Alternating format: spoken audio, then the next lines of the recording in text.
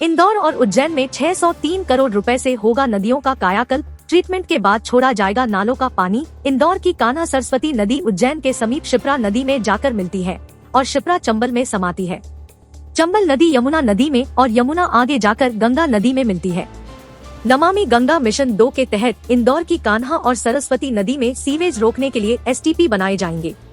नालों को रोकने के साथ इनका डायवर्सन किया जाएगा। इसमें करीब 511 करोड़ रुपए खर्च होंगे।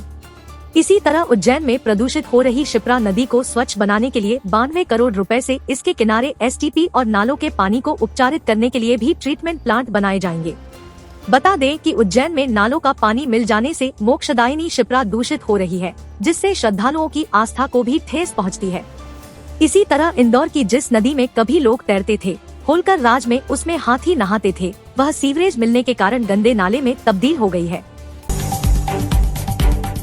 कांग्रेस भी ले रही है अयोध्या में राम मंदिर निर्माण का श्रेय। भोपाल में लगाई ऐसी होर्डिंग। मध्य प्रदेश कांग्रेस कार्यालय के बाहर व भोपाल शहर में कई जगह पार्टी ने होर्डिंग लगाई है, जिसमें राम मंदिर निर्माण का श्रेय पूर्व प्रधानमंत्री स्व राजीव गांधी को दिया गया है। भले कांग्रेस नेताओं द्वारा अयोध्या में श्री रामलला के प्राण प्रतिष्ठा कार्यक्रम में शामिल होने का आमंत्रण ठुकरा दिया गया हो, पर पार्टी मंदिर निर्माण का श्रेय लेने में पीछे नहीं है। मध्य प्रदेश कांग्रेस कार्यालय के बाहर व भोपाल शहर में कई जगह पार्टी ने होर्डिंग लगाई है, जिसमें राम मंदिर निर्माण का श्रेय पूर्व प्रधानमंत्री स्व राजीव गांधी को दिया गया है। इसमें बताया गया है कि राजीव गांधी का सपना साकार हुआ और राम मंदिर ने आकार लिया है। एक अन्य पोस्टर में राजीव के मन में राम का स्लोगन लिखा गया है। उल्लेखनीय कि प्राण प्रतिष्ठा समारोह के अवसर पर प्रदेश कांग्रेस कार्यालय में न केवल रोशनी की गई थी, बल्कि जगजगा सुंदरकांड और हनुमान चालीसा का पाठ भी कांग्रेस नेताओं द्वारा कराया गया था। प्रदेश कांग्रेस अध्यक्ष जीतू पटवारी ने झरनेश्वर हनुमान मंदिर में हनुमान चालीसा का पाठ किया था।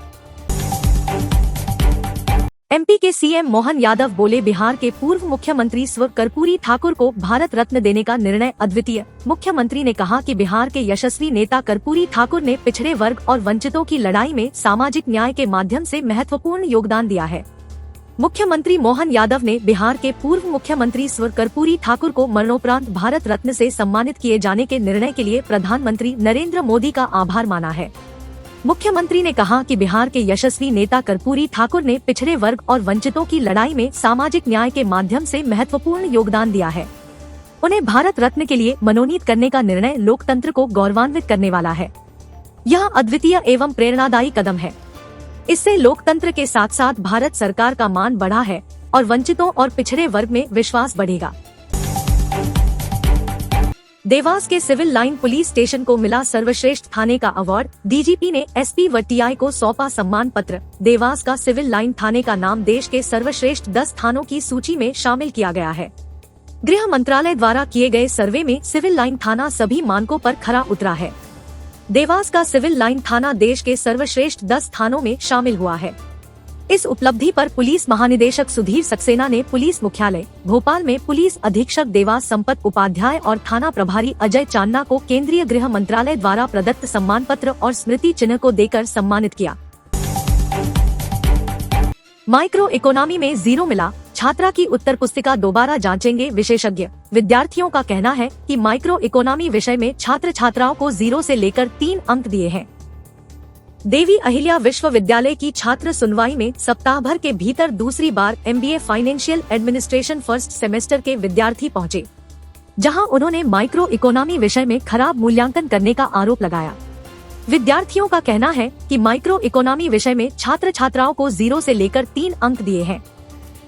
शिकायत पर अधिकारी ने गंभीरता दिखाई और 0 अंक प्राप्त करने वाली छात्रा की उत्तर पुस्तिका दोबारा विशेषज्ञों से जांचवाने का आश्वासन दिया। सोमवार को रिपोर्ट आने की बात कही।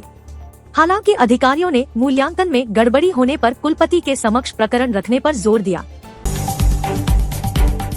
विदेशी असर से सोया तेल मजबूत, मूंगफली तेल 20 रुपए घटा। सोमवार रात CBOT सोया तेल में मजबूती के चलते KLC में आज बढ़त देखने को मिली है। भारतीय बाजार में खाद्य तेल की मांग सामान्य बनी हुई है, जबकि आपूर्ति भी पर्याप्त है। अंतर्राष्ट्रीय बाजारों में तेजी के चलते मंगलवार को इंदौर सोया पाम तेल के दाम मजबूत बोले गए। सोया तेल इंदौर 900 से 905, पाम तेल इंदौर 896 रुपए प्रति 10 किलो पर पहुंच गया। सोमवार रात सीबीओटी सोया तेल में मजबूती के चलते केएलसी में आज बढ़त देखने को मिली है। मध्य प्रदेश में औषधीय गुण वाले 33 पौधों पर रिसर्च। पतंजलि ने तैयार की 50,000 पौधों के गुणदोष की सूची। पूरी दुनिया के औषधीय पौधे इसमें शामिल। आयुर्वेद की दिशा में एक बड़ा कदम। पंडित खुशीलाल शर्मा शासकीय आयुर्वेद संस्थान में 2 दिवसीय राष्ट्रीय संगोष्ठी का आज अंतिम दिन।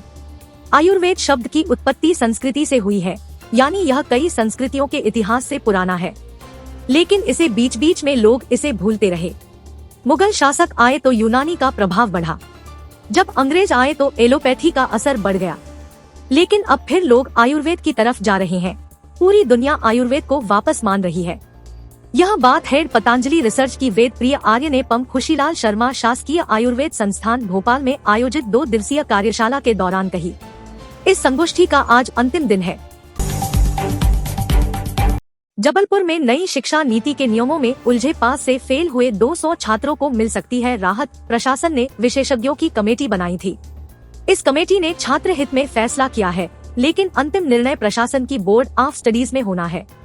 नई शिक्षा नीति के नियमों में उलझे 200 विद्यार्थियों को जल्द राहत मिल सकती है। ये वो विद्यार्थी है जो पहले वर्ष में फेल हो गए थे, लेकिन इन्हें खबर ही नहीं लगी कि ये फेल है। बिना जानकारी के ये विद्यार्थी द्वितीय और तृतीय वर्ष तक पहुंच गए। अब अंतिम वर्ष की परीक्षा के वक्त इन्हें प्रशासन ने जब परीक्षा आवेदन जमा करने की अनुमति नहीं दी, तब विद्यार्थियों को पता लगा कि वो अनुत्तीर्ण थे। इस बीच उनके एटीकेटी के अवसर भी खत्म हो चुके थे। ऐसे विद्यार्थी विश्वविद्यालय से अवसर की मांग कर रहे थे, जिनको लेकर प्रशासन ने विशेषज्ञों की कमेटी बनाई थी। इस कमेटी ने छात्र हित में फैसला किया है, लेकिन अंतिम निर्णय प्रशासन की बोर्ड ऑफ स्टडीज में होना है। खंडवा में लगेंगे स्मार्ट मीटर। बिजली चोरी रोकने के लिए कंपनी ने उठाया कदम। खंडवा में बिजली चोरी रोकने के लिए बिजली कंपनी द्वारा स्मार्ट मीटर लगाए जाएंगे। इसके लिए जल्द सर्वे शुरू किया जाएगा। अब खंडवा शहर भी स्मार्ट होने जा रहा है। शहर के उपभोक्ताओं के घरों में बिजली के स्मार्ट मीटर लगाए जाएंगे। इसके लिए जल्द ही सर्वे का काम शुरू किया जाएगा। बिजली कंपनी के कर्मचारी क्षेत्रों में पहुंचकर लोगों के घरों में सर्वे करेंगे। इसके बाद सर्वे का डाटा एकत्रित कर अगले चरण में लोगों के घरों में स्मार्ट मीटर लगाने का काम शुरू जाएगी। खंडवा शहरी क्षेत्र में 60,000 से अधिक बिजली उपभोक्ता है। इसमें से आधे उपभोक्ताओं के घरों में पहले चरण में बिजली के स्मार्ट मीटर लगाए जाएंगे। विभिन्न कॉलोनियों में फीडर को स्मार्ट मीटर लगाने के लिए चुना जाएगा। इसे शहर के अधिकांश हिस्से कवर हो जाएंगे। कुल बिजली उपभोक्ताओं की संख्या के आधार पर देखा जाए तो आधा शहर स्मार्ट मीटर से कवर हो जाएगा।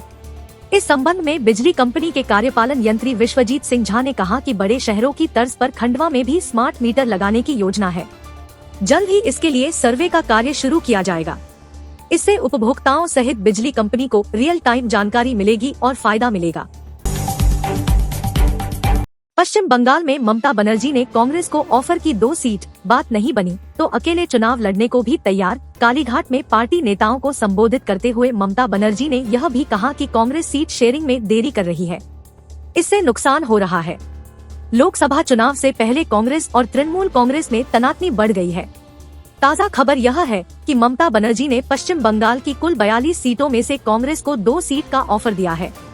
जाहिर तौर पर यह बात कांग्रेस को हजम होने वाली नहीं है। इसके बाद आशंका जताई जा रही है कि क्या बंगाल में दोनों पार्टियां गठबंधन करने के बजाय अपने दम पर लड़ेगी। ऐसा हुआ तो फायदा भाजपा को होगा। पश्चिम बंगाल में कांग्रेस ने 8 से 14 सीट की मांग टीएमसी के सामने रखी थी। इस पर अब ममता बनर्जी ने अपना रुख साफ कर दिया है। कालीघाट में पार्टी नेताओं को संबोधित करते हुए ममता बनर्जी ने यह भी कहा कि कांग्रेस सीट शेयरिंग में देरी कर रही है, इससे नुकसान हो रहा है। दीदी ने लगे हाथ यह भी साफ कर दिया कि जरूरत पड़ने पर टीएमसी अकेले चुनाव भी लड़ने का फैसला कर सकती है। कांग्रेस नेता कह रहे हैं कि कांग्रेस देश भर में 300 सीट पर लोकसभा चुनाव लड़ेगी। इस पर ममता बनर्जी ने कहा कि कांग्रेस ने बाकी सीटें भी क्यों छोड़ी है। बताते चले कि 2019 के लोकसभा चुनावों में टीएमसी को 22 सीटों पर जीत मिली थी, जबकि कांग्रेस ने 2 सीटें जीती थी और भाजपा ने राज्य में 18 सीटें हासिल की थी।